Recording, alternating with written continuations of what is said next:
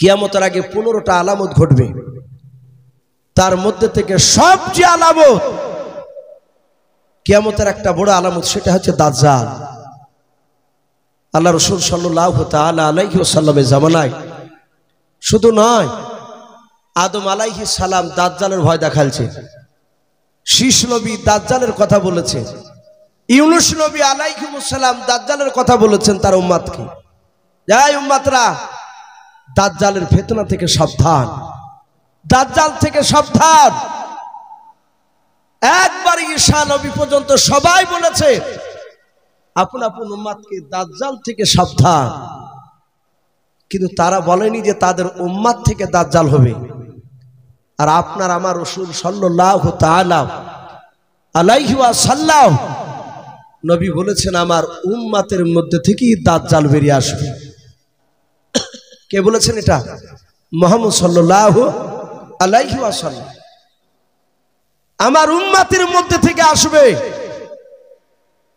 রাসূল দাজ্জাল কেমন হবে তাও বলেছিলেন, যে দাজ্জাল হবে শর্ট টাইপের, ছোট, তার একটা চোখ হবে কানা, তার এই বাম দিকের চোখটা কানা হবে, একেবারে এভাবে কানা হবে না,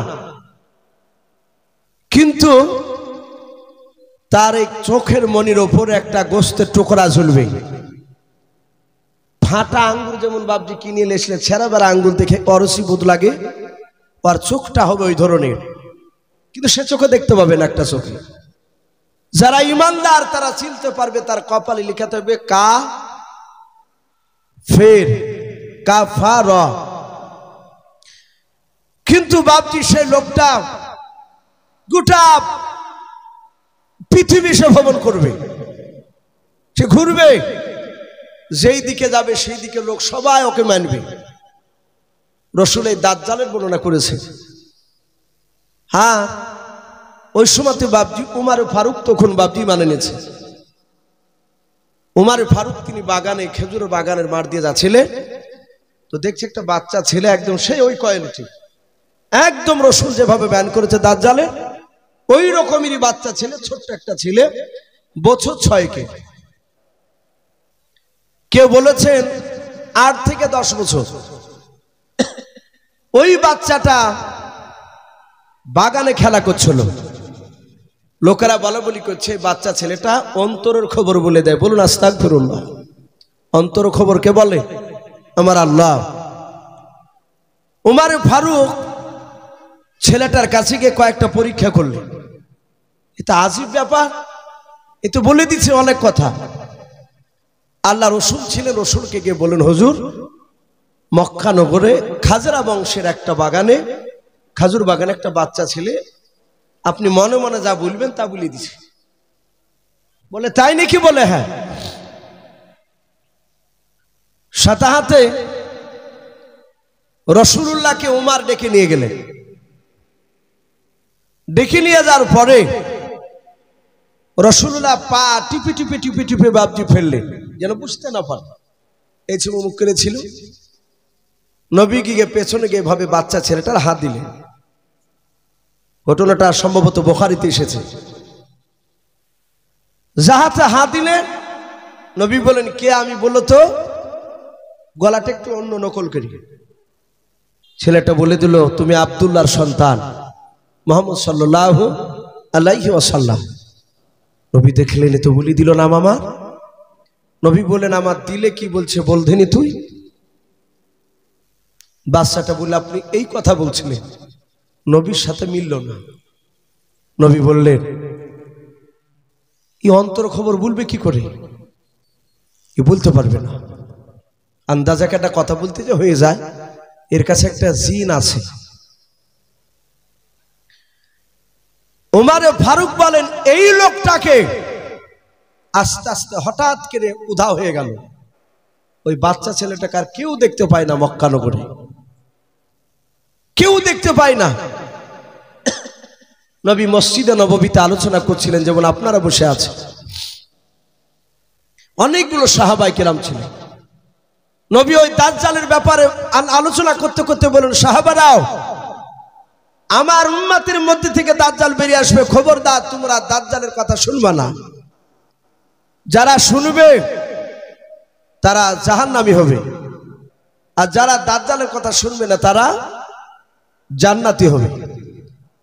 সাতাহাতে বাবজি 50 থেকে নয় 70 থেকে 69 জন সাহাবা দাঁড়িয়ে বলেন, ইয়া রাসূলুল্লাহ, ইয়া হাবিবাল্লাহ, আমরা কি ওই দাজ্জালকে দেখতে পাবো না? নবী বলেন না।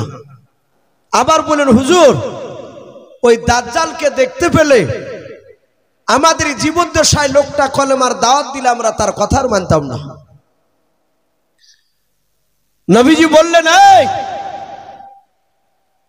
তোমরা দেখবা? বলে, হুজুর দেখলে ভালো হতো।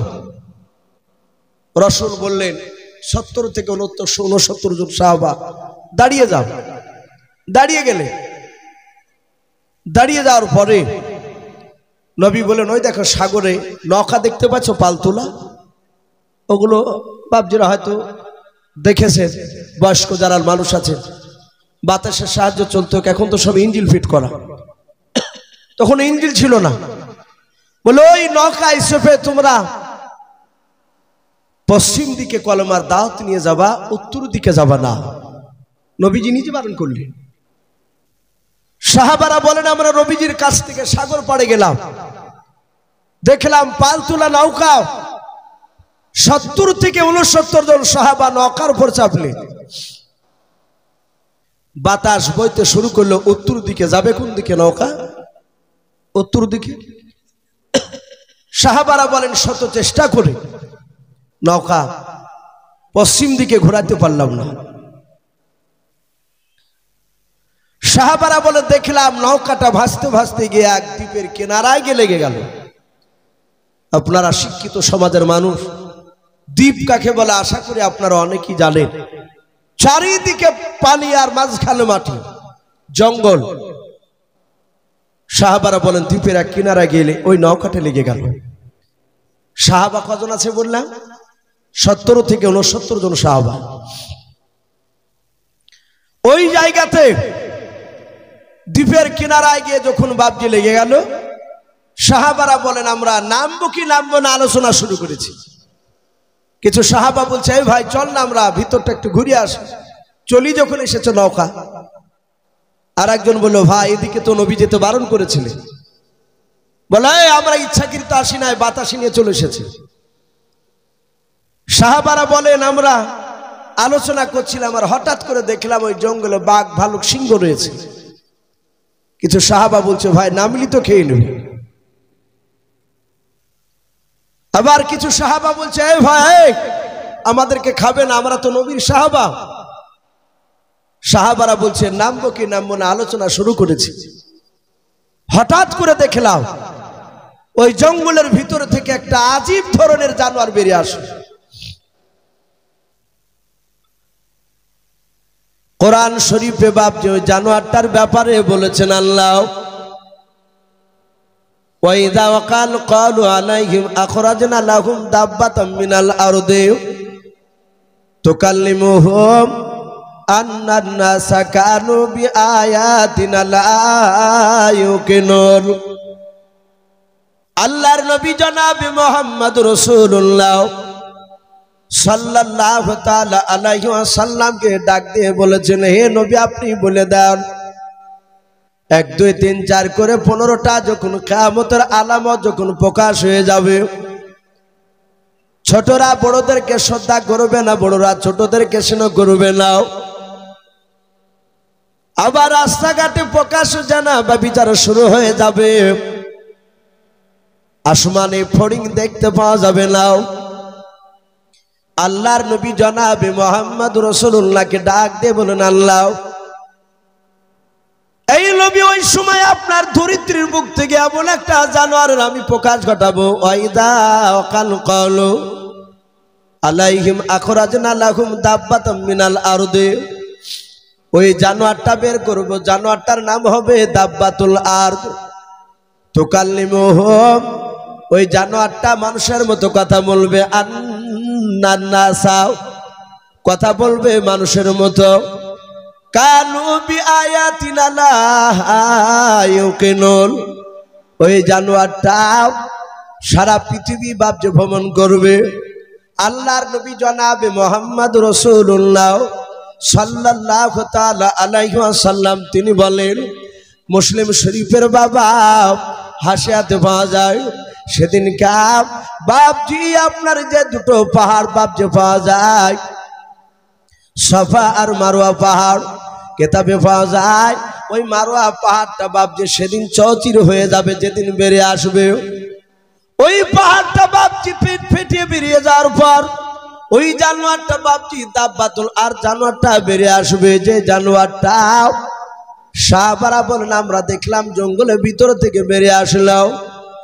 আল্লাহর নবী জনাবে মুহাম্মদ রাসূলুল্লাহ সাল্লাল্লাহু তাআলা আলাইহি ওয়াসাল্লামের সাহাবারা বলেন দেখলাম ওই জানোয়ারটা সেদিন জঙ্গল থেকে বেরিয়ে আসার পর একেবারে নৌকার 2 থেকে বাপজি 2.5 হাত কিংবা 3 হাত সামনে এসে দাঁড়িয়ে গেল।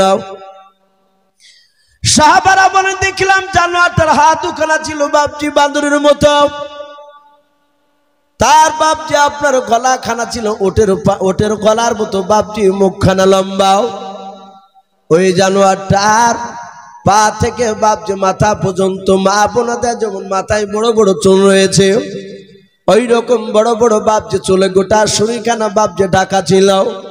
সাহাবারা বলেন ওই জানোয়ারটার মুখখানা চিনতে পারছিলাম না। হঠাৎ করে জানোয়ারটা আমাদের নৌকার সামনে আসার পর হাতখানা আকাশের দিকে উঁচু করে চিৎকার করে বলেছিল, ওগো নবীর সাহাবারা তোমরা চিন্তা করো না, ভয় পেও না, তোমরা নৌকা থেকে নেমে সোজা দ্বীপের ভেতরে চলে যাও। সাহাবায়ে কিরামদের মধ্যে থেকে সব সাহাবারা বলেন আমরা সবাই মিলে চুপচাপ বসেছিলাম, দাঁড়িয়েছিলাম। সাহাবার মধ্যে থেকে একজন বিশিষ্ট সাহাবা যেনার নাম আনাস বিন মালিক রাদিয়াল্লাহু তাআলা আনহু বলে নাম পাওয়া যায়। ওই আনাস বিন মালিক সাহাবা ওনার ব্যাপারে বাপজি পাওয়া যায়। উনি বলেন আমি দেখলাম একেবারে কাছাকাছি এসে যখন কথা বললাম আনাস বিন মালিক ডাক দিয়ে বলেছিল, রে জঙ্গলে জানোয়ার আমাদেরকে যে নৌকা থেকে নেমে দ্বীপের ভিতরে যেতে বলছে। বলে হাও ওই জঙ্গলের জীব জানোয়ার পশু পাখিরাও বাঘ ভাল্লুক সিংহ দেখতে পাওয়া যায়, তারা কি আমাদেরকে খাবে না? জানোয়ারটা বলেছিল গো নবীর সাহাবা যদি প্রকৃত নবীর সাহাবা হও তোমাদের খাওয়া তো দূরের কথা, তোমাদের একটা পশম পর্যন্ত স্পর্শ করবে না। বলুন সুবহানাল্লাহ। আল্লাহর নবীর সাহাবা বলেন গো জানোয়ার এই নৌকা থেকে নেমে দ্বীপের ভেতরে গিয়ে আমরা কি দেখবো? ওই জানোয়ারটা বলেছিল নবীর সাহাবারাও নৌকা থেকে নেমে সোজা দ্বীপের ভিতরে তুমি চলে যাও। দ্বীপের ভেতরে যাওয়ার পর দেখবা একটা ঘর দেখতে পাবা, ওই ঘরে দরজা শিকল লাগানো আছে, দরজাটা খুলবাও। খোলার পর ভেতরে আর একটা দরজা দেখতে পাবা, ওই দরজার শিকলটা খুলবাও। আর একটা দরজা দেখতে পাবা, 3 নাম্বার দরজার শিকলটা খোলার পর তোমরা দেখবা একটা মানুষ ওই ঘরের ভিতরে ভরা আছে, তার সাথে তোমরা কথা বলে এসো। সাহাবারা বলে জানোয়ার যেভাবে বললো সেইভাবে আমরা চলে গেলাম। ঘরের ভিতরে ঘর, তার ভিতরে ঘর, তার ভিতরে যাওয়ার পর দেখলাম জঙ্গলের বাপজি আপনার জানোয়ারটা নয়, ওই জানোয়ারটা যেভাবে বাপজি বলেছিল সেভাবে দেখলাম ঘরের ভিতরে ঘর, তার ভিতরে ঘর। 3 নাম্বার ঘরের দরজা কেনা খোলার পর একটা মানুষ দেখলাম তার হাত ওখানা বাপজি গলার সাথে জিঞ্জিরি দিয়ে বাঁধা ছিল, তার পা দোকানা দেখলাম কাঠের সাথে বাঁধা আছে জিঞ্জিরি দিয়াও। সঙ্গে সঙ্গে বাপজি জানোয়ারটা নাই। সাহাবারা বলেন আমরা ওই লোকটার দিকে তাকিয়ে চারিদিকে বাপজি গোল করে দাঁড়া পড়ে ঘিরে আমরা দাঁড়িয়ে গেলাম, চিন্তিত হয়ে গেলাম। চারিদিকে পানি, বাঘ ভালুক সিংহ, জঙ্গলের ভিতর ঘর, তার ভেতর ঘর, তার ভিতর ঘর, তার ঘরের ভেতরে এই মানুষটা জিঞ্জিরি দিয়ে বাঁধা। এই লোকটাকে কে খাবার খেতে দেয়? চিন্তা হবে না বাপ? স্বাভাবিক চিন্তা হওয়ার, একে কে খেতে দেয়? সাহাবায়ে কেরামরা বলেন, দেখলাম আমরা কেউ কাউকে কথা বলি না, চুপচাপ দাঁড়িয়েছিলাম। সভাপতি ভাই যিনি আছেন ভাই, 10টা 15 বাজতে চলো, ঠান্ডার সময়, আমার পরের বক্তাকে একটু রেডি করে নিয়ে আসলে একটু ভালো হয়। তা আমি বলছিলাম, সেরা বলে যে আমরা কেউ কাকে কথা বলছিলাম না। ওই জায়গাতে দেখলাম ওই জিঞ্জিরিতে যে বাধা ছিল, সেই লোকটা সঙ্গে সঙ্গে ডাক দিয়ে বলল, এই তোমাদের বাড়ি কোথায়? ডাক দিয়ে বলল যে আমাদের বাড়ি হচ্ছে মদিনা শরীফে। বলুন আলহামদুলিল্লাহ, মদিনা শরীফে। সাহাবারা বলেন আমরা যাহাতে মদিনা বললাম, আর লোকটা বলে, তোমাদেরকে কয়েকটা প্রশ্ন করব, তোমরা উত্তর দিতে পারবা? বলো ভাই, যদি উত্তর দেওয়ার মতো হয় তাহলে উত্তর দিব, আর না পারলে আমাদের নবীর কাছ থেকে জেনে এসে বলে যাব। বলে তাই? বলে হ্যাঁ। বলে তোমাদের সত্যিকার বাড়ি মদিনা শরীফে? বলে হ্যাঁ। বলে মদিনা শরীফে একটা লোক নবুয়ত দাবি করেছে, তার নাম মুহাম্মদুর রাসূলুল্লাহ। বলুন সাল্লাল্লাহু আলাইহি ওয়াসাল্লাম। ও নবীকে ছিল? এরা সবাই বলে আমরা সেই নবীরই তো আমরা উম্মাত, আমরা সাহাবাতা। বলে গ্রামের লোকেরা তাকে কেমন নবী বলে মানে? বল। ডাক দিয়ে বলেছিল সবাই মানে। বলে সবাই মানে? বলে হ্যাঁ। বাপজি, সবাই মানার কথা আলোচনা করতে গিয়ে একটা বাচ্চা ছেলের কথা তুলে ধরলেন। আমার বিশ্ব রাসূল মক্কা থেকে যেদিন মদিনাতে যায়, মদিনার সব বাচ্চা ছেলেরা রাসূলকে দেখার জন্য খাজুর গাছে দাঁড়িয়েছিল। বলুন আলহামদুলিল্লাহ। ব্যাগনি ধরে নবীকে সালাম দিয়েছিলেন। নবী খুশি হলেন, বিশ্ব নবী, দরদি নবী আমার। ওখান থেকে দেখলেন একটা বাচ্চা ছেলে রাসূলুল্লাহর পাশ যাচ্ছিল।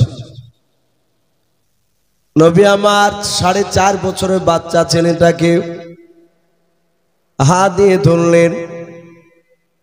আমার দরদি নবী হাত দিয়ে ধরে বাচ্চা ছেলেকে বুকের সাথে জোড়ে ধরে নবী কাদার বলেন, বাবা।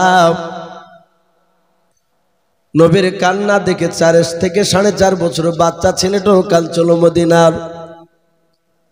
আল্লাহর নবী বলেন, বাবা, মক্কার লোকেরা আমাকে চিনতে পারে না, আমাকে থাকতে দেয় না রে বাবা। মক্কার মানুষের আমাকে তাড়িয়ে দিয়েছে, আমি মক্কা থেকে পালিয়ে এসেছি তোমাদের দেশে। ওরে মদিনার বাবা, বলো তোমরা কি মদিনা থেকে আমাকে তাড়িয়ে দিবা? আমাকে কেমন ভালোবাসো বলো। ওই 4 বছর থেকে 4.5 বছরের ছোট্ট বাচ্চা ছেলেটা কেঁদে কেঁদে বলেছিল, নবী। আল্লাহর নবীর চোখের পানিটা ভাবছে বাচ্চা ছেলেটা হাত দিয়ে মুছে দিলেন। কাদার বলে, নবী গো, আপনাকে জীবনে আমরা মৃত্যুর পর মক্কাতে মদিনা থেকে যেতে দেব না। বলুন সুবহানাল্লাহ। ওগো নবী, আপনাকে এত ভালোবাসি, শুনে নেন, প্রয়োজন হলে এই বাচ্চা ছেলের জানটা পর্যন্ত আপনার পদতলে কুরবান দিতে রাজি আছে। বলুন সুবহানাল্লাহ। ডাক দিয়ে বলেন, এই ছিল রাসূলুল্লাহর ভালোবাসা। মদিনার ছোট বড় সবাই ভালোবাসে। ওই যে জিঞ্জিরিতে বাধা ছিল, সে জিজ্ঞাসা করছে, বলে তোমরা তাকে সত্য নবী বলে মানো? বলো মানে। বলে মদিনার সবাই মানে? বলে হ্যাঁ, মদিনার সবাই মানে। লোকটা বলল, আসলে তো সত্য নবী মানবে না কেন? বলে যা, এক্ষুনি চলে যা, এক্ষুনি বেরিয়ে যা এখান থেকে। সাহাবা বলে, আমরা দেখলাম কোথায় নবীজির বাড়ি, আর এই দ্বীপের ভিতরে, এখান থেকে রাসূলুল্লাহর খবর দিচ্ছে। চলে যাওয়াটাই ভালো হবে, যদি বিপদ আবার ঘনিয়ে আসে, এর বিপরীত যদি কিছু হয়ে যায় খারাপ। সাহাবারা বলেন, আবার বাতাস নিয়ে এসে আমাদেরকে যেখান থেকে চেপেছিলাম সেই নদীর কিনারায় এসে লেগে দিল। চলে গেলাম। নবীজি বলেন, সাহাবা তোমরা কি পশ্চিম দিকে কলমার দাঁত নিয়ে গিয়েছিলে? বলে হুজুর, যেতে পারেনি, উত্তর দিকে বাতাসে নিয়ে চলে গিয়েছে।